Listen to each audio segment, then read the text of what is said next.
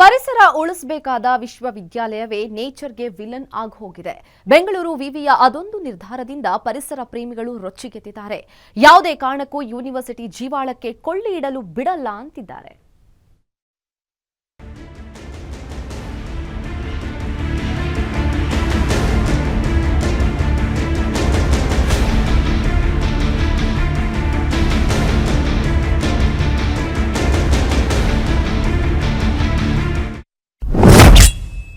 ಜ್ಞಾನ ಭಾರತಿ ಕ್ಯಾಂಪಸ್ನಲ್ಲಿ 400ಕ್ಕೂ ಹೆಚ್ಚು ಮರಗಳಿಗೆ ಕೊಡಲಿ.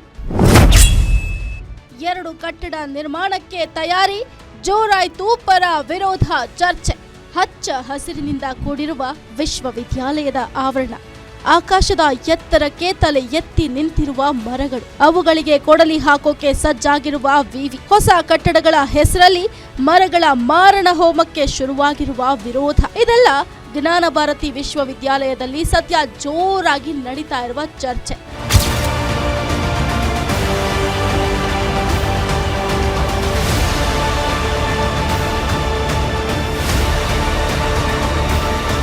ಹೌದು, ಇದು ಜ್ಞಾನ ಭಾರತಿ ವಿಶ್ವವಿದ್ಯಾಲಯದಲ್ಲಿ ನಡೆಯುತ್ತಾ ಇರುವ ಬಿಸಿ ಬಿಸಿ ಚರ್ಚೆ.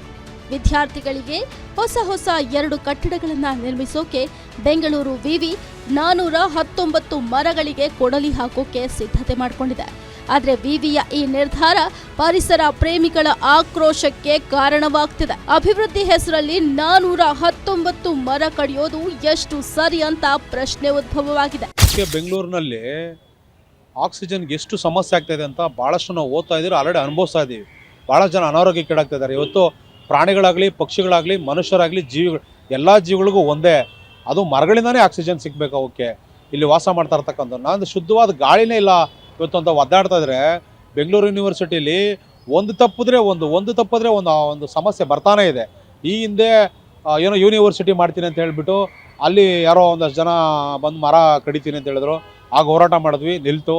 ಮತ್ತು ಅದಾದಮೇಲೆ ಏನೋ ಸ್ಕೈಡೆಕ್ ಅಂತ ಹೇಳಿದ್ರು, ಮತ್ತು ಅದಕ್ಕೂ ಹೋರಾಟ ಮಾಡಿ ಅದು ಕೈ ಬಿಟ್ಟರು. ಅದಾದಮೇಲೆ ಮತ್ತೆ ಏನೋ ಡೆವಲಪ್ಮೆಂಟ್ ಹೇಳಿದ್ರು, ಅದು ಕೈ ಬಿಟ್ಟರು. ಈಗ ಮತ್ತೆ ಏನೋ ಕೆಲವು ಶಿಕ್ಷಣ ಇಲಾಖೆಯವರು ಏನೋ ಒಂದು ಅಡ್ಮಿನಿಸ್ಟ್ರೇಷನ್ ಬ್ಲಾಕ್ ಮಾಡ್ತೀವಿ ಅಂತೇಳಿ 419 ಮರನ ಕಡಿಯಕ್ಕೆ ಬಂದಿದ್ದಾರೆ. ಮತ್ತೊಂದು ಕಡೆ ಮಕ್ಕಳ ಶೈಕ್ಷಣಿಕ ಭವಿಷ್ಯಕ್ಕೆ ಕಟ್ಟಡ ನಿರ್ಮಾಣ ಅಂತ ವಿವಿ ವಾದಕ್ಕೆ ಮುಂದಾಗಿದೆ. ಪಿಎಂ ಉಷಾ ಯೋಜನೆ ಅಡಿ ಕಟ್ಟಡ ನಿರ್ಮಾಣಕ್ಕೆ ವಿವಿ ಇದೀಗ ಮುಂದಾಗಿದೆ. ರಿಸರ್ಚ್ ಬ್ಲಾಕ್ ಹಾಗೂ ಅಕಾಡೆಮಿಕ್ ಬ್ಲಾಕ್ ನಿರ್ಮಾಣಕ್ಕೆ ತಯಾರಿ ನಡೆಸಲಾಗ್ತಾ ಇದೆ. ಕೇಂದ್ರ ಸರ್ಕಾರದ ಒಟ್ಟು 100 ಕೋಟಿ ಅನುದಾನದಲ್ಲಿ ಕಟ್ಟಡ ನಿರ್ಮಾಣಕ್ಕೆ ಸಜ್ಜಾಗಿದೆ. ಇನ್ನು ಮರ ಕಡಿಯುವಿಕೆ ಬಗ್ಗೆ ಬಿಬಿಎಂಪಿ ಪತ್ರಿಕಾ ಪ್ರಕಟಣೆ ಹೊರಡಿಸಿದ ಬೆನ್ನಲ್ಲೇ ಮರಗಳನ್ನ ಕಡಿಯದಂತೆ ಪರಿಸರ ಪ್ರೇಮಿಗಳು ಹೋರಾಟಕ್ಕೆ ಸಜ್ಜಾಗಿದ್ದಾರೆ. ಅಲ್ಲಿ ಬಹಳಷ್ಟು ಹಳೆಯ ಪಾರಂಪರಿಕ ಮರಗಳು ಇದಾವೆ, ಮತ್ತೆ ಮೆಡಿಸಿನಲ್ ಪ್ಲಾಂಟ್ಸ್ ಇದಾವೆ, ಆಯುರ್ವೇದಕ್ಕೆ ಬೇಕಾದಂತೆ ಬಹಳಷ್ಟು ಗಿಡಗಳಿದಾವೆ. ಇಂಥ ಗಿಡಗಳನ್ನ ನೀವು ಉಳಿಸದೆ ಈ ರೀತಿಯಾಗಿ ನೀವು ನಡ್ಕೊಳ್ತಾ ಇರೋದು ಭಾಳ ಬೇಸರ ಆಗುತ್ತೆ. ಈ ಸಂದರ್ಭದಲ್ಲಿ ಮತ್ತೆ ಏನೋ ಅಂಬೇಡ್ಕರ್ ಸ್ಟ್ಯಾಚ್ಯೂ ತೊಗೊಂಬರ್ಬೇಕಂತ ಹೊರಟಿದ್ದೀರಾ. ಇದನ್ನು ಕೂಡ ನಾನು ಈ ಮನವಿ ಮಾಡ್ತೀನಿ. ಅಂಬೇಡ್ಕರ್ ಸಾಹೇಬರದು ನೀವು ಶಿಲೆ ನಿರ್ಮಾಣ ಮಾಡಬೇಕಾದ್ರೆ ಭಾಳಷ್ಟು ಸರ್ಕಾರಿ ಜಾಗಗಳು ಬೇರೆ ಕಡೆ ಇದ್ದಾವೆ, ಅಲ್ಲಿ ಹೋಗಿ ಮಾಡಿ. ಈಗ ಆಲ್ರೆಡಿ ಅದನ್ನು ಬಯೋ ಪಾರ್ಕ್ ಅಂತ ಘೋಷಣೆ ಮಾಡಬೇಕು. ಅಂಥ ಜಾಗದಲ್ಲಿ ನೀವು ಇಂಥ ಅಭಿವೃದ್ಧಿ ಕೇಸ್ಗಳು ತೊಗೊಂಬರ್ತಾ ಇರೋದು ಇದು ತೀವ್ರ, ಭಾಳಷ್ಟು ನಾವು ನೋವಿದೆ ಇದು ಈ ವಿಚಾರದಲ್ಲಿ. ಇದು ಖಂಡಿತವಾಗ್ಲೂ ಹೇಳ್ತೀವಿ, ಯಾವುದೇ ಕಾರಣಕ್ಕೂ ನೀವು ಅಲ್ಲಿ ಒಂದು ಮರ ಕಡಿಯಕ್ಕೆ ಬಿಡೋದಿಲ್ಲ. ಇದು ಉಗ್ರ ಹೋರಾಟ ಆಗೋದೊಂದು ಖಂಡಿತವಾಗ್ಲೂ ಹೇಳ್ತಾ ಇದ್ದೀವಿ. ಇದನ್ನು ನಿಲ್ಲಿಸಬೇಕು, ನೀವು ಇಲ್ಲಿಗೆ ಬೇರೆ ಕಡೆಗೆ ಸ್ಥಳಾಂತರ ಮಾಡಬೇಕು.